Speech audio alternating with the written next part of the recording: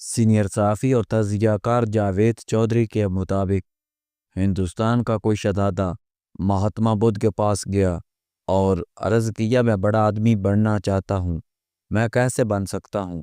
مہاتما بدھ مسکرایا اور بولا، تم اپنے اندر موجود چھوٹے آدمیوں کو باہر نکال دو، تم بڑے بن جاؤ گے۔ شہزادے نے اس کے بعد کیا کہا اور کیا کیا یہ لمبی کہانی ہے، لیکن یہاں تک بدھ کے فارمولے کی بات ہے۔ یہ بظاہر سادہ لیکن عملاً بہت مشکل ہے۔ ہم سب کے اندر کئی چھوٹے چھوٹے لوگ بیٹھے ہوتے ہیں۔ یہ چھوٹے لوگ ہمیں پوری زندگی بڑا نہیں بڑھنے دیتے، یہ ہمیں موت تک آگے نہیں بڑھنے دیتے۔ حیوانات کے ماہرین کا دعویٰ ہے زمین پر ایک ایسا وقت بھی گزرا تھا جب سارے شیر اور چیتے بلیاں تھے۔ یہ سائز میں فٹ تک ہوتے تھے، منہ سے میاؤں کی آوازیں نکالتے تھے، گھروں اور آبادیوں کے قریب رہتے تھے، دودھ پیتے تھے اور بیڑیوں کی خوراک بن جاتے تھے۔ لیکن پھر ان میں سے چند گروہ نے چوہے کھانا بند کر دیے اور یہ بڑے جانور شکار کرنے لگے۔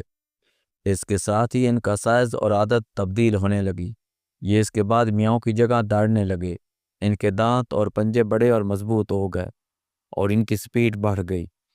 یہ بے خوف بھی ہو گیا اور انہوں نے اب تمام جانور حتیٰ کہ انسانوں سے بھی گھبرانا بند کر دیا۔ اور یہ تمام تبدیلیاں صرف ایک تبدیلی سے آئیں، انہوں نے چوہے کھانے بند کر دیے تھے، یعنی انہوں نے اپنے اندر کی چھوٹی بلی مار دی، اور اس کے ساتھ ہی ہر چیز تبدیل ہو گئی۔ بلیوں میں آخری تبدیلی آسٹریلیا میں آئی تھی۔ آسٹریلیا میں 1788 تک بلیاں نہیں ہوتی تھی۔ انگریز انہیں آسٹریلیا لے کر آئے، ان میں سے کچھ گھروں تک محدود ہو کر رہ گئیں۔ یہ شریف بلیاں تھیں، یہ دودھ پیتی تھی، کیٹ فوڈ کھاتی تھی، میاؤں میاؤں کرتی تھی اور گھروں کے صوفے خراب کرتی ہیں۔ جبکہ اسی نسل کی بعض بلیاں جنگلوں میں نکل گئیں اور صرف 150 سال میں ان کا سائز اور وزن بڑھ گیا۔ یہ اب 15 سے 20 کلو وزنی ہیں اور اپنے سے کئی گنا بڑے جانور کو شکار کرتی ہیں۔ ماہرین کا خیال ہے یہ اگلی چند دہائیوں میں چیتا یا شیر بن جائیں گی۔ سوال یہ ہے، فیرل کیٹ کی ایک نسل سارا دن کھڑکی یا صوفے پر لیٹی اور میاؤں میاؤں کرتی رہتی ہے۔ اس کا وزن کلو سے 2 کلو گرام تک رہتا ہے اور پوری زندگی انسانوں کے تلوے چاٹتی رہتی ہے۔ جبکہ اسی نسل کی دوسری بلی کا وزن 15 سے 20 کلو گرام ہے، یہ سائز میں چیتے کے جوان بچے جتنی ہوتی ہے۔ جنگل میں رہتی ہے اور جانور اس سے ڈرتے ہیں۔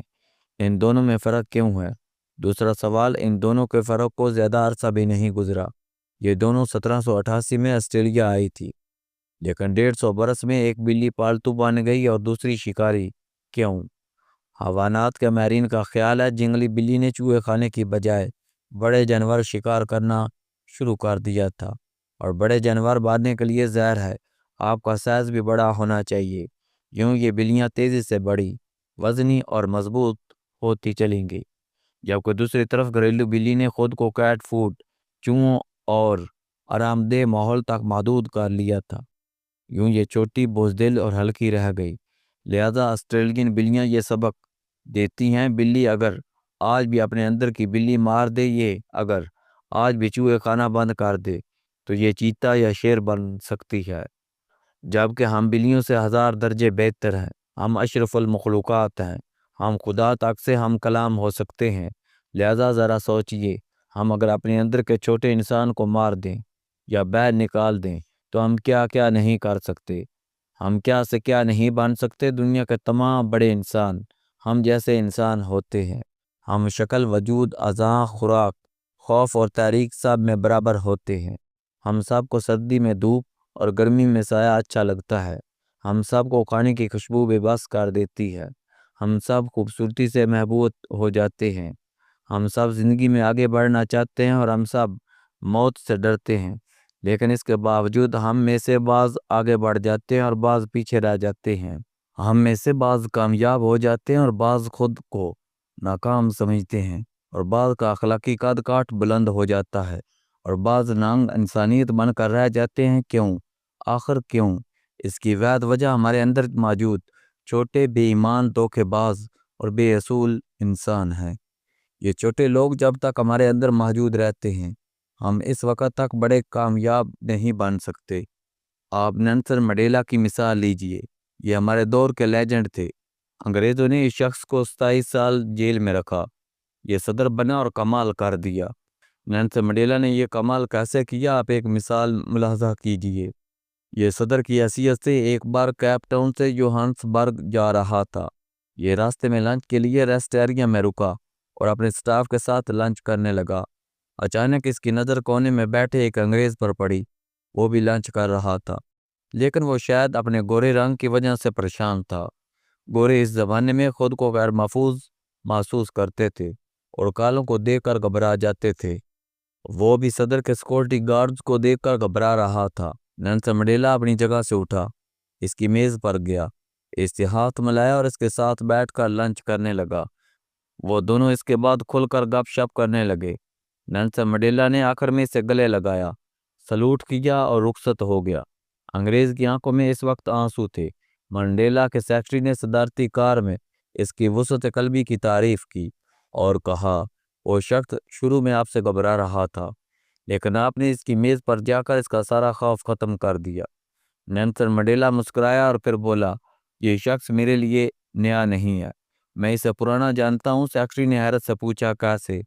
نیلسن منڈیلا نے جواب دیا، یہ روبن آئی لینڈ میں میری جیل کے سیل کا انچارج تھا۔ منڈیلا نے اس کے بعد لمبی سانس لی اور پھر بتایا، مجھے ایک رات شدید بخار تھا، مجھے بے تحاشا پیاس لگی تھی، میں اس عالم میں سیل کی سلاخیں بجانے لگا۔ یہ آیا تو میں نے اس سے پانی مانگا، لیکن اس نے جواب میں میرے منہ پر پیشاب کر دیا۔ یہ آج 10 برس بعد مجھے دیکھ کر گھبرا گیا۔ میں نے اسے پہچان لیا اور میں اسے صرف یہ بتانے کے لیے اس کی میز پر گیا کہ ماضی ہو چکا ہے، وہ ختم ہو گیا، تم بھی میرے ساتھ آگے کی طرف موو کرو۔ میں نے اس کے بعد اس کے ساتھ جیل کی اچھی یادیں تازہ کی۔ ہم وہاں والی بال کھیلتے تھے، گانے گاتے تھے اور میں وہاں بوگن بیل بھی لگائی تھی۔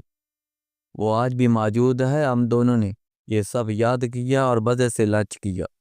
نیلسن منڈیلا یہ بتانے کے بعد مزے سے اخبار پڑھنے لگے، جبکہ ڈرائیور اور سیکرٹری اپنی آنکھیں پوجنے میں مصروف ہو گئے۔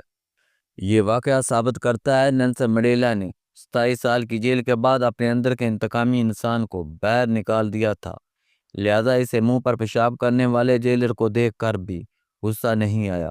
مہاتما گاندھی دوسری مثال ہے۔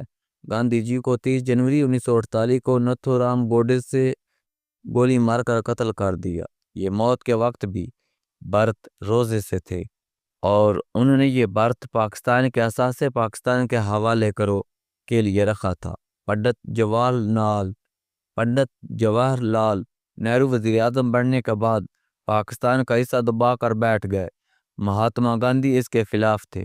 ان کا کہنا تھا، اثاثوں کی کمی کی وجہ سے پاکستان کے شہری مشکلات کا شکار ہیں، ہمیں ان کا حصہ فوری طور پر ادا کرنا چاہیے، لیکن نہرو نہیں مان رہے تھے، لہذا مہاتما گاندھی نے برلا ہاؤس میں بھوک ہڑتال کر دی اور اس عالم میں نتھو رام گوڈسے کی گولی کا نشانہ بن گئے۔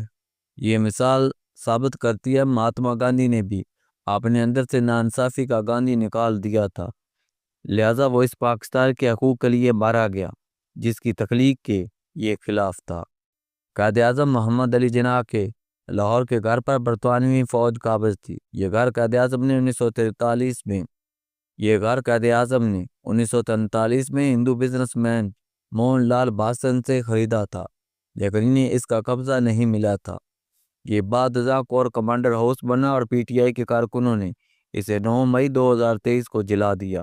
قائد اعظم 1947 کے بعد گورنر جنرل بن گئے، لیکن انہوں نے گھر کے قبضے کے لیے کوئی حکم جاری نہیں کیا۔ ان کا کلیم روٹین کے مطابق عدالت میں چلتا رہا، یہاں تک کہ قائد گھر کے قبضے کے بغیر دنیا سے رخصت ہو گئے۔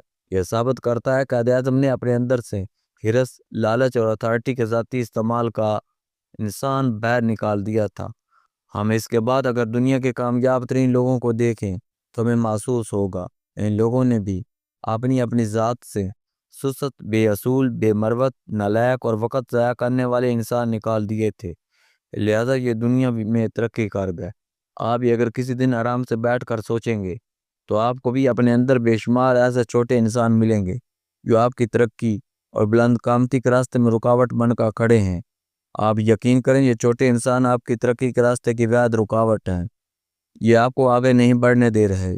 اور آپ جب تک ان سے جان نہیں چھڑائیں گے آپ اس وقت تک کامیاب نہیں ہو سکیں گے، آپ اس وقت تک بڑے نہیں بن سکیں گے۔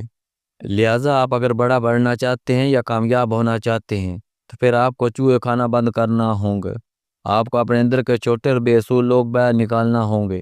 آپ یقین کریں آپ بلی سے چیتا اور ناکام سے کامیاب انسان بن جائیں گے، ورنہ دوسری صورت میں آپ اسی طرح صوفے گندے کرتے اور حالات کا رونا روتے رہیں گے۔